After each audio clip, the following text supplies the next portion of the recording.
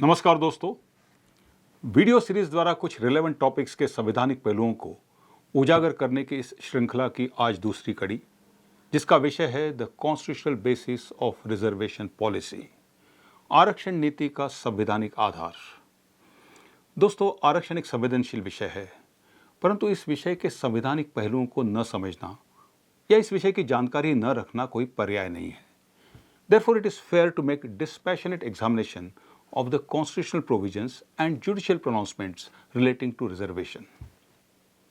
सबसे पहले हमें समझ लेना चाहिए कि आरक्षण की व्यवस्था हमारे देश में आज़ादी के पूर्व अंग्रेजी शासनकाल में ही प्रस्थापित हो चुकी थी। संविधान लागू होने के तुरंत बाद आरक्षण की व्यवस्था को पहली चुनौती मद्रास हाईकोर्ट में दी गई। The Madras presidency order regarding reservation in educational institutions invoked since pre-independence time provided reservation not only to scheduled caste, scheduled tribe and backward classes but also to Muslims, Christians, Anglo-Indians and even Brahmins.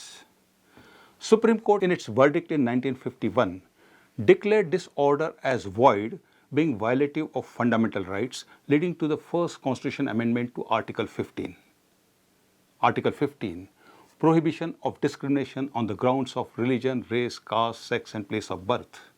इस पर एक film भी बनी थी। Article 15 में किए गए संवैधानिक संशोधन ने यह बात सुनिश्चित की कि फंडामेंटल राइट्स आरक्षण की व्यवस्था में बाधा न बने। Now coming to constitutional provisions that constitute basis for reservation, Part 16 of the Constitution deals with special provisions relating to certain classes.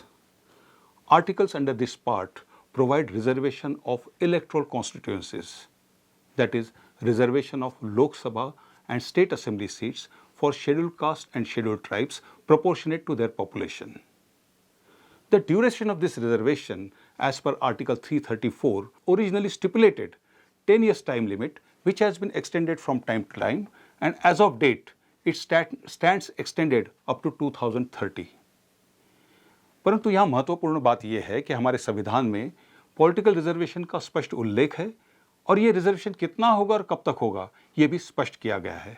But when it comes to reservation in public employment, there is no explicit provision in the constitution except for Anglo Indian community.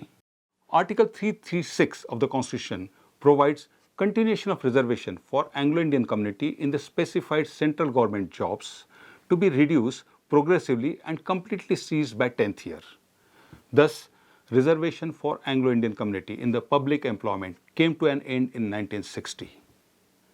As regards to the claims of scheduled castes and scheduled tribes to the services and post, Article 335 of the Constitution states that these claims shall be considered consistent with maintenance of efficiency of the administration. Thus, this provision tries to balance reservation with efficiency. In particular reference to Article 335, Supreme Court in its 1992 Indira Shane case judgment fixed 50% as upper limit for all kinds of reservation. Well, now moving beyond Part 16 and coming to Part 4, the directive principles of state policy, Article 46 under this part states that state shall promote with special care the educational and economic interest of the weaker sections, particularly the scheduled caste and scheduled tribes.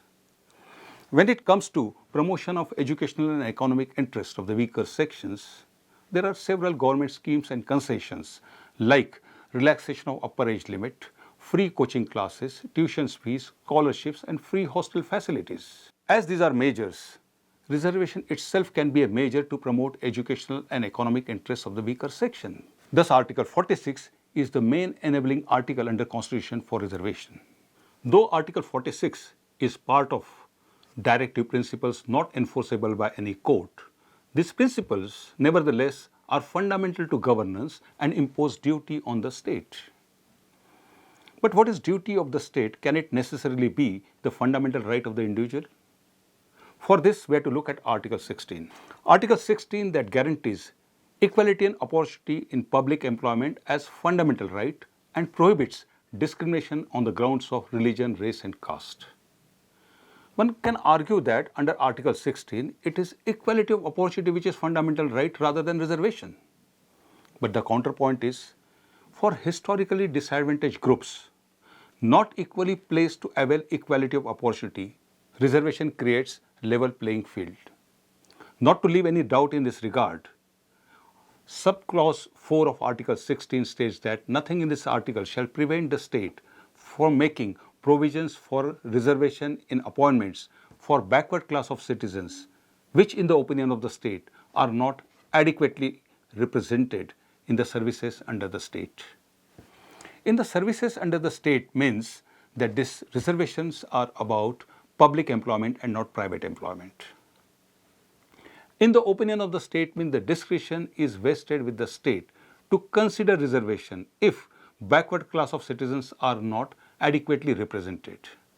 But what is adequate? Are there any limits of adequate?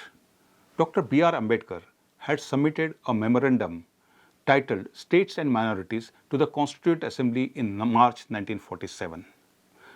Article 2, Section 4 of this memo, titled Safeguards for Scheduled Castes, states that no community should be allowed to claim representation more than its population ratio. Thus, proportion of population was proposed to be the outer limit to claim representation through reservation. Even in Indira Shanike's judgment, Supreme Court had observed that Constitution enables appropriate representation and not proportionate representation. If we agree that adequate is something short of proportionate, then we can conclude that Article 16 not only provides basis but also limits of reservation. Article 16 along with Clause 4 are the original provisions in the Constitution regarding reservation in public employment, whereas provisions regarding reservation in promotion, reservation in educational institutions, and even reservation for economically weaker section have been introduced in the Constitution through Constitution amendment.